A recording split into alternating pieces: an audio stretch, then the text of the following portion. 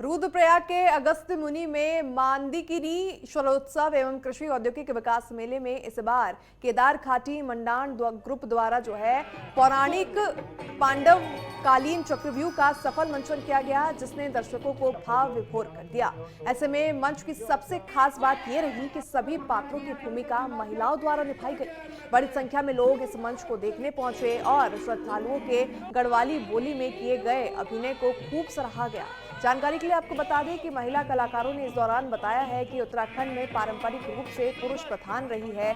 इन लीलाओं में अब वे अपनी भागीदारी सुनिश्चित कर रही हैं। उनका उद्देश्य न केवल सांस्कृतिक धरोहर का संरक्षण करना है, बल्कि गढ़वाली बोली के मंचन में नई पीढ़ी को अपनी संस्कृति और भाषा से रूबरू कराना भी है।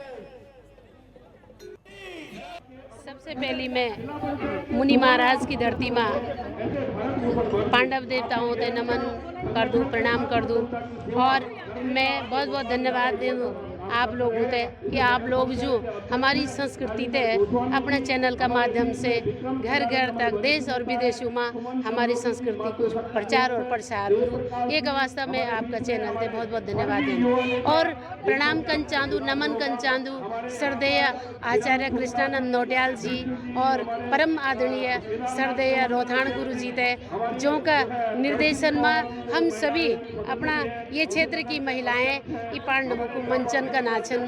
तो मैं ज़्यादा न बोली थे क्योंकि समय बहुत ज़्यादा होगी।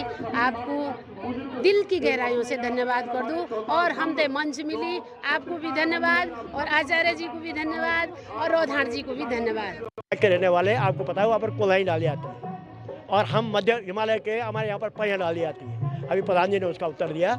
और जो उच्च हिमालय है वहाँ पर मोरू डाली आती है। मान्यवर ममील और कठील दो शब्द हैं। कठील का मतलब जहाँ से काट समाप्त हो जाता है और ममील माने जहाँ बुग्याल शुरू होते हैं। वहाँ पर जब पांडव लोग पहुँचे तो उन्होंने कहा कि भगवान केदारनाथ जी की भूमि में हम अस्त्र शस्त्र लेकर नहीं जाएंगे, हम सात्विक वेश में जाएंगे, हम जो है वैराग्य धाम में जा रहे हैं। अब ये बताओ कि आपके अस्त्र आप पत्रकारों के माध्यम से बता देना चाह रहा हूँ संसार के विद्वानों को कि द्वापर युग के पांडवों के महाविनाशकारी अस्त्रों का जो विसर्जन है वो उत्तराखंड की भूमि में हुआ है और वो भी केदार घाटी में हुआ है।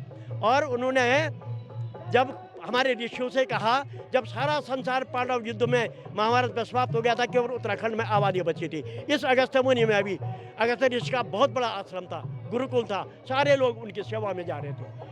तो उन्होंने कहा कि भाई हम ऐसा करेंगे तो क्या होगा। उन्होंने कहा बिल्कुल आपका बाणों का विसर्जन हो जाएगा, आप मोरू डाली के नीचे रखिए। सबसे पहले तो मैं धन्यवाद देना चाहती हूँ आचार्य जी को, क्योंकि उनके निर्देशन में ही हम लोग ये महानाट्य का मंचन यहाँ पर कर पा रहे हैं।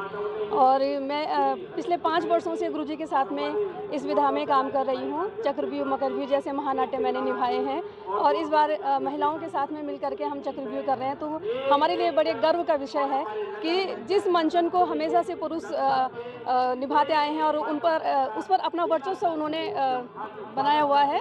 कुछ भी नहीं है। सबसे पहले तो हम कृष्णानंद नौटियाल भेजी का बहुत बहुत धन्यवाद करेंगे, क्योंकि वो आज हमारी महिलाओं के कमरे के 4 दीवारी से आज चक्रव्यूह मंचन तक लाई हैं। और जहाँ तक बात रही है झुमेले चचेरी जो भी है, तो वो परंपरा हमारी आज भी चल रही है। और हम हमेशा जितनी भी हमारी महिला कलाकार हैं इस चक्रव्यूह से जुड़ी हुई हैं, वो हमेशा कोशिश करती है, चाहे आपका जीतू बगटवाल हो, चाहे आप माधव सिंह भंडारी हो, चाहे आपका झुमेलो हो, हमेशा हम कोशिश करते हैं कि हमारी जो संस्कृति है उसको हम धरातल पर उतारने की कोशिश करें।